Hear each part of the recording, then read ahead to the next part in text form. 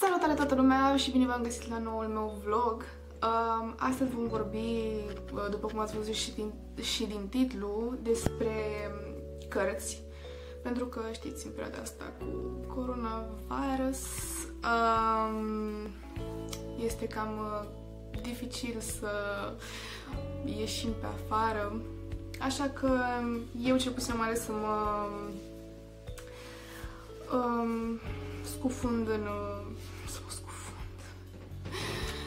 Am ales să citesc și pentru asta am vrut să fac și un vlog pentru a vă arăta ce citesc și poate vă inspiră în a citi și voi ceea ce am citit eu sau ceea ce urmează să citesc, pentru că mi-a venit o comandă de cărți și urmează să le citesc și pe acelea. În primul rând vreau să încep cu cartea asta, Omul în căutarea sensului vieții. Dacă s-ar și focaliza. Ok. Scrisă de Viktor Frankl sau cum se pronunța, habar nu am. Este vorba despre nu neapărat omul în căutarea sensului vieții, cât și prin ce a trecut acest psiholog, psihiatru. A fost profesor de neurologie și psihiatrie la universitate și acesta povestește despre cum a fost luat în lagăre de la Auschwitz, povestește despre întâmplările care s-au petrecut acolo și este crunt ceea ce s-a întâmplat și vă sfătuiesc să citiți cu cel mai mare drag. Vorbește despre viața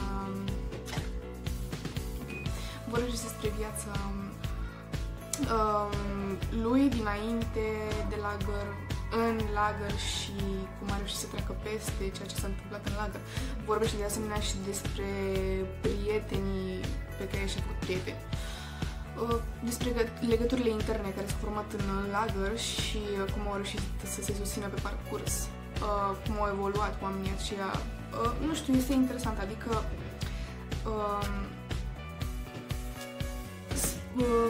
nu știu, are povestiri.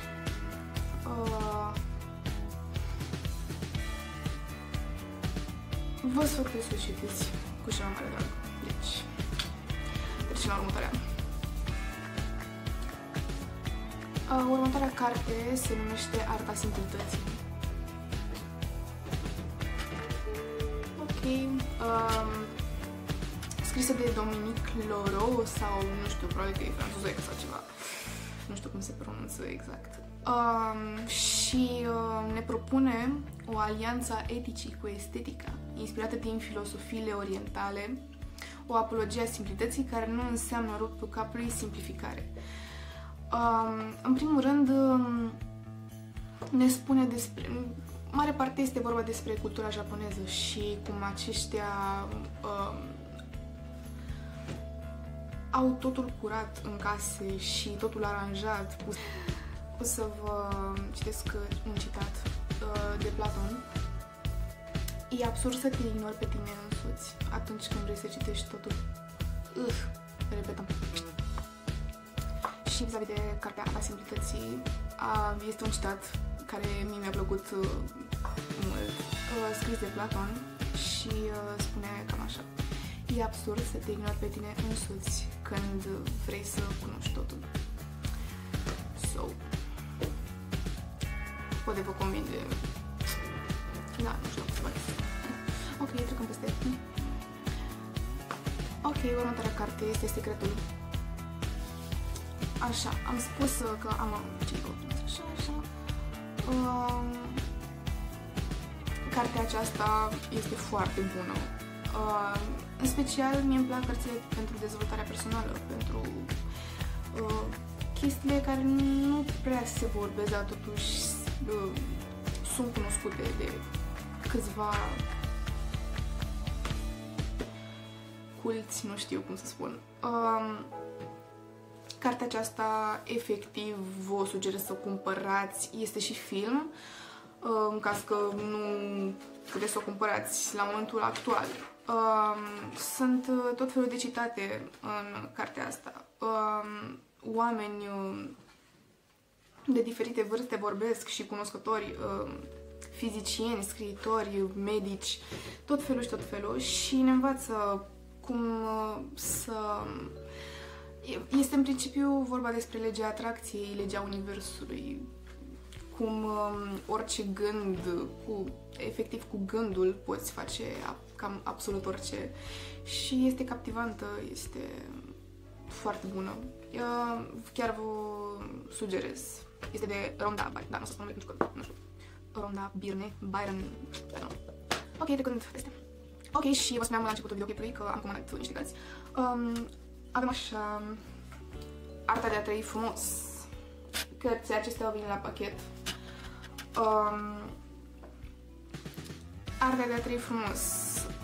N-am citit-o încă, dar o să citesc ceea ce este pe spate.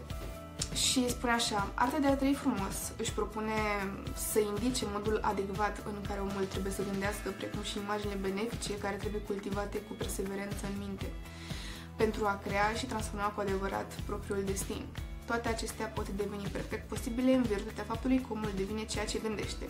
Deci, cartea asta stă tot la baza a ceea ce am spus mai devreme, cu gândul putem face absolut orice, ceea ce gândim, și este important să fim recunoscători pentru ce avem, să mulțumim.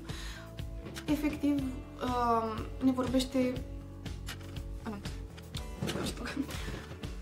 Mi se pare foarte plăcute cărțile acestea care vorbesc despre modul de a gândi și cum prin puterea gândului putem atrage chestii sau...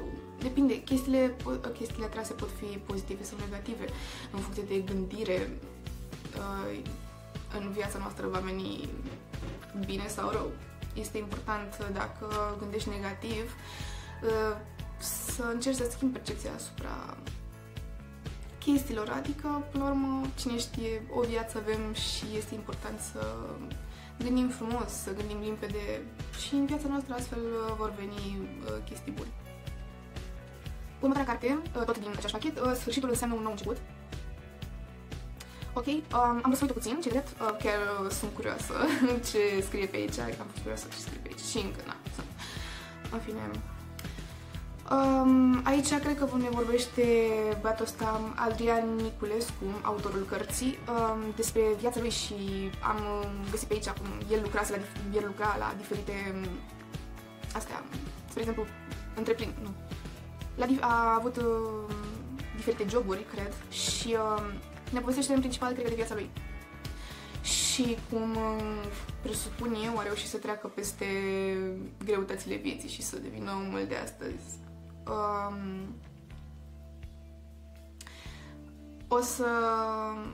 Am aici pe spate niște citate și unul dintre ele spune așa: există nenumărate cărți despre fericire și despre succes, dar viața nu e nici despre fericire, nici despre succes. Viața, în mod natural, e un lung șir de suferințe și eșecuri.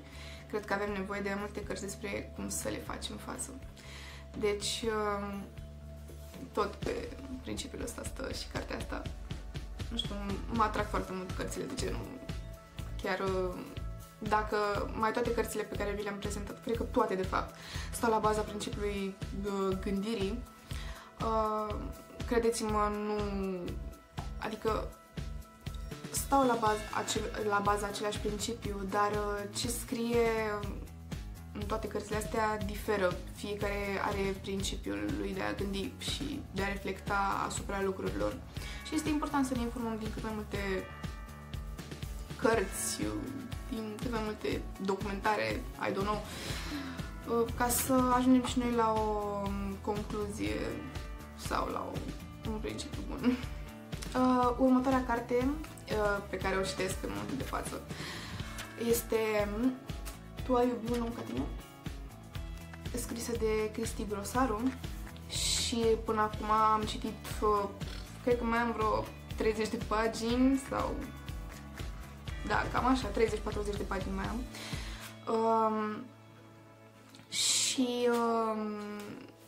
sunt puse tot felul de întrebări, este ca un fel de monolog interior. Și la un moment dat te întreabă și pe tine chestii și ar fi indicat să-ți răspunzi la întrebările acelea. Iar ceea ce... Adică o să vă arăt câteva pasaje de aici care mi-au plăcut. Este așa: dacă nu lucrezi la visul tău, de ce îmi spui că e viața ta? Dacă nu vrei să muncești, trebuie să muncești pentru a câștiga suficienți bani încât să nu trebuiască să muncești. Wow, adică, nu știu, chestiile astea mi se par foarte motivaționale și îmi dau așa o căldură în suflet. Și mai este pasajul acesta: dacă te-ai întâlnit cu tine pe stradă, care sunt cele mai frumoase cuvinte pe care ai vrea să ți le spui? La întrebarea asta puteți să vă răspundeți dacă vreți. Și voi. Adică te pune așa puțin pe gânduri. Te pune așa puțin pe gânduri, știți? Și chiar îmi place. Am uitat să le mai...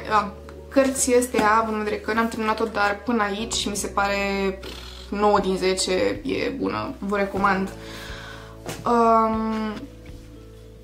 Bun, și acestea fiind spuse, vlogul meu cred că se termină aici. Aș vrea să-mi lăsați în secțiunea de comentarii, dacă vreți, recomandări de cărți sau ce v-a plăcut vouă în special să citiți, ce genuri de cărți, autori, nu știu. Bun, mă bucur că m-ați urmărit până aici și mă bucur că ați avut răbdarea încât să mă urmăriți până aici, bănuiesc. Și până data viitoare, da, vlogul meu se încheie aici.